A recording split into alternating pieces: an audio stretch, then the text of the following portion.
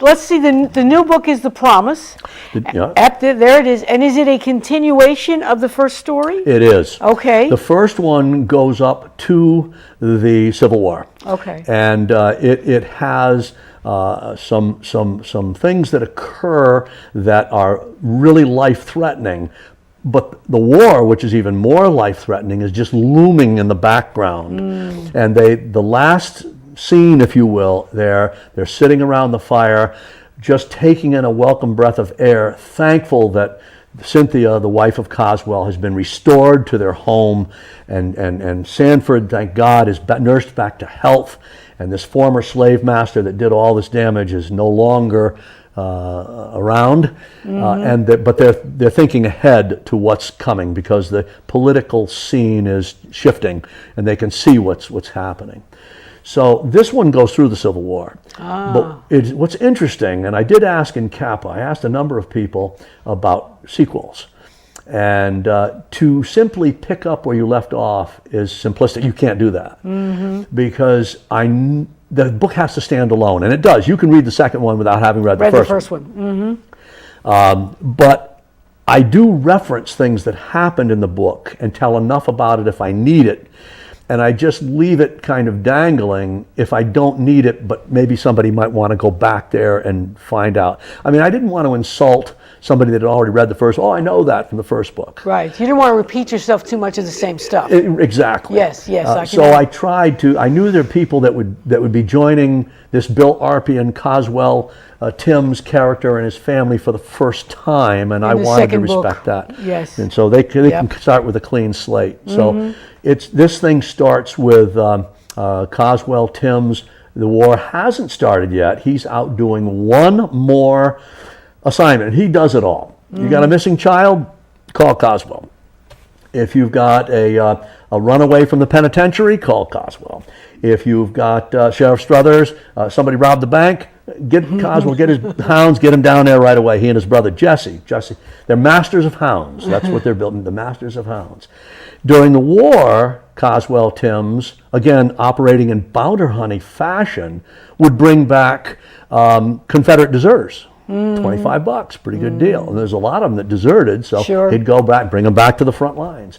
Generally, they didn't shoot them; they just put them back in uniform. Right, they needed the bodies. They needed the bodies. Yes. There were 16 prisoner of war camps in Georgia as the North started coming in on the South. So there were 16 of them, and there were people that escaped from Andersonville was the most famous one, but there were 15 others. So Coswell, again, some of them had their own dogs, but Coswell would be asked, that was $25 or $30 as well. So he's doing basically anything that a bloodhound is colorblind. Doesn't care if it's black, if it's gray, if it's blue, or anything or black and white prison stripe. It doesn't matter what color, they will track. And so he's making a pretty good living for himself. So that story starts out with him chasing, of all things, a runaway lunatic from the lunatic asylum. Now, there is a lunatic asylum in Milledgeville. Oh. I've been there, and it's spooky. It is a spooky place. It's actually still up. Some of the roof is falling in. They still have guards there, and they have a couple of offices, but there's no more health care stuff. It was once the greatest health care facility in the world. That's what it was billed at. I forget the total number that was there when it was at its largest. And there was a book written about it, which I read, and they said that it spoke to some of the greatest magnitude and some of the greatest depredations of humanity. So it's a great place for the story to start. Yes. So you've got this gentleman who, in a fit of religious passion, has attempted to kill most of his family, and he comes stapled to a cart, and he manages to escape in a thin nightshirt, barefoot, with a heavy meat cleaver in his hand. So this is not something that anybody wants to run into in the dead of night. And this guy is out of his mind. Plus, he has one eye. He has, because he ripped the other one out in a fit of religious anger. You know, if the eye offends you, Yes. which he did, and he never wore a patch. No. So anybody, He's got an any of the people that worked in the asylum that had to be near him, they would shy away in disgust because you could look inside the head with this thing. So he's about as hideous as you can imagine. Right. And he escapes.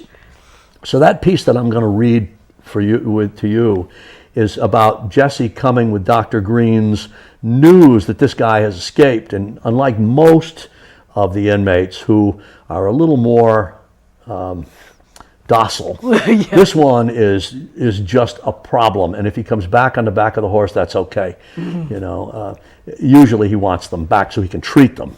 You know, so it starts out and Jesse delivers the news, and Cynthia immediately goes into a funk over it, because the promise is really about, it's about, I have a bloodhound business and I promise I'll bring back whatever's missing, I'll get the job done. But it's really about the couple and what they promise each other. And so this is not a usual job. The wife sees this as extremely threatening.